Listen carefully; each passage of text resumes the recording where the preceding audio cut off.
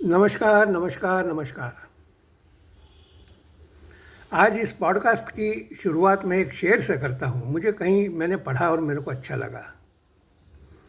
शेर है, सबके दिलों में धड़कना ज़रूरी नहीं होता साहब।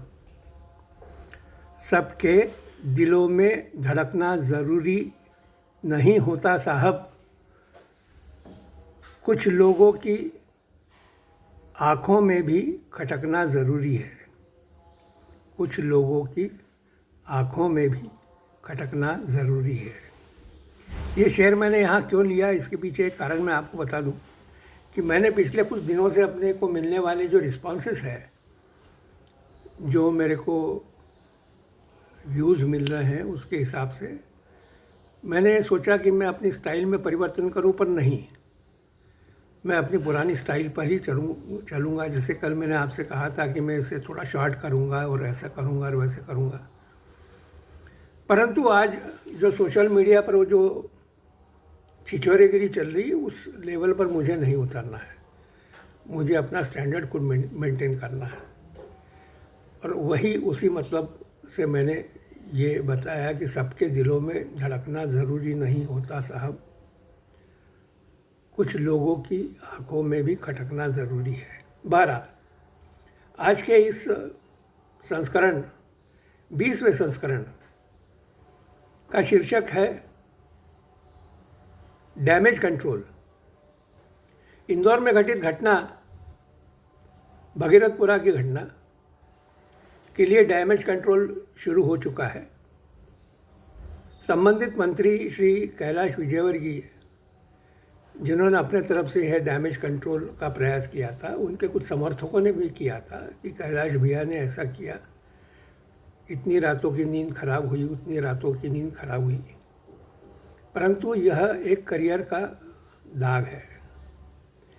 उन्होंने अपनी तरफ से डैमेज कंट्रोल किया। अब जो डैमेज कंट्रोल पार्टी की तरफ से या सरकार की तरफ से होना चाहिए था, उसके लिए स्वयं मुख्यमंत्री उतर आए और सरकार क्या कर रही है इसके संबंध में उन्होंने बताया। परंतु एक इंजीनियर होने के नाते इनके द्वारा किए गए जो भी कुछ प्रयास है, वो मुझे नाकाफी लगते हैं।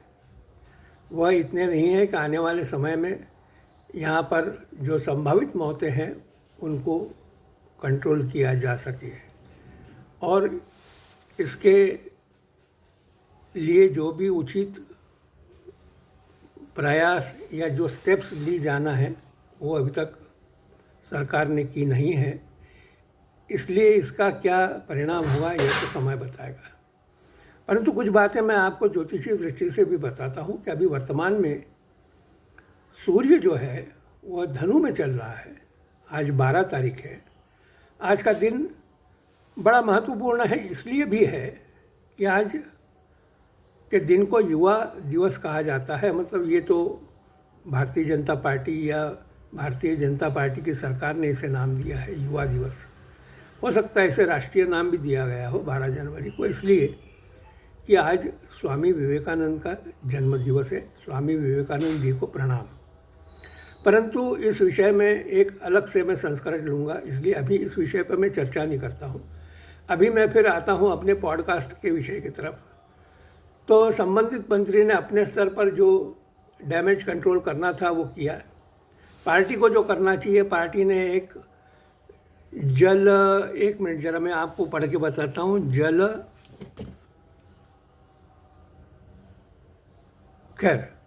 जल सुनवाई, एक जल सुनवाई नाम का एक उन्होंने एक साप्ताहिक मंगलवार के लिए कार्यक्रम चालू हुआ। संभवतः इसके पहले एक जल सुनवाई हो चुकी होगी। कल मंगलवार है, कल फिर एक जल सुनवाई होगी। उस जल सुनवाई के अंदर ये प्रयास होंगे कि क्या भाई आपके घर में कौन बीमार है वगैरह वगैरह। परंतु यह नाकाफ़ी है। दूसरा जो सरकार ने और प्रयास किया हुआ है कि आने वाले कुछ दिनों तक वहाँ पर पानी के टैंकर सप्लाई किए जाएंगे, और टैंकरों से जैसे भी पानी सप्लाई होता है, यह प्रदेश या यह शहर फिर से एक बार उस विशिष्ट एरिया के अंदर ये बंगाल या दिल्ली कहलाएगा अरविंद केजरीवाल के समय की। इसलिए अब लोगों को इस बात के लिए तैयार होना चाहिए, तैयार रहना चाहिए कि उनको वहाँ पर भगीरथपुरा में एक पानी का टैंकर खड़ा हुआ है, भीड़ लगी हुई है, मारामारी मच रही है, गाली गलौज मच रही है, एक दूसरे की धक्का मुक्की चल रही है, ये सब होना है अब वहाँ पर। और ये नाकाफ़ी प्रयास है। इसका खैर ये मतलब भी नहीं होता कि यह जो प्रयास सरकार द्वारा किया गया है अभी जो ज़मीन के अंदर की पाइपलाइन जो जिसके अंदर लीकेज कहाँ है क्या है ये नहीं मिला है, उस दृष्टि से ये प्रयास ठीक भी है, मैं इसमें इसको गलत नहीं कह रहा हूँ। परंतु संभवतः सरकार ऐसा समझ रही है कि शायद जनता जो है आक्रोशित हुई है वो शांत हो जाएगी, उसमें कोई दिक्कत वाली बात नहीं है। परंतु समय अपना काम करता है, समय अपना काम करता है। और मैं फिर एक बार ज्योतिष की तरफ आता हूँ कि जिसे हम शनि महाराज कहते हैं, शनि महाराज नाम से लोग बाग डरते हैं। वैसे डरने वाली कोई बात नहीं है। किसी के लिए शनि मतलब उसके कर्मों का प्रतिफल होता है, बस इतनी आप बात मान के चलो। मैंने जो भी कर्म किए उसका प्रतिफल मेरे को मिलना है। वो कहाँ से घूम फिर के आएगा ये मैं नहीं बता सकता, मैंने कितना भी दबाने का प्रयास किया ये मैं नहीं बता सकता, परंतु वो घूम फिर के बराबर आएगा। और यही बात है कि शनि महाराज, आप उनको तेल चढ़ाइए या अगरबत्ती दिखाइए या कुछ भी कीजिए, वो आपको आपके कर्मों के प्रतिफल से छोड़ते नहीं हैं, वो बराबर आते हैं। तो हम फिर आते हैं डैमेज कंट्रोल की तरफ। तो पार्टी ने अपने स्तर पर डैमेज कंट्रोल किया है, परंतु मुझे वह नाकाफ़ी लगता है। ये तो एक बात। दूसरी बात, जो संबंधित मंत्री से जो त्यागपत्र लिया जाना था, ये एक इंडिकेटिव होता है, कुछ इंडिकेशंस होते हैं कि हाँ सरकार ने। परंतु अब इसमें हो ये गया है कि कांग्रेस निकाल रही है न्याय यात्रा। अब ये एक जो है वो एक राजनीति में फंस गया ये मुद्दा, और जो मुद्दा राजनीति में फंसता है उसका कभी निराकरण नहीं निकलता है, क्योंकि भारतीय जनता पार्टी या भारतीय जनता पार्टी के सरकारों की यह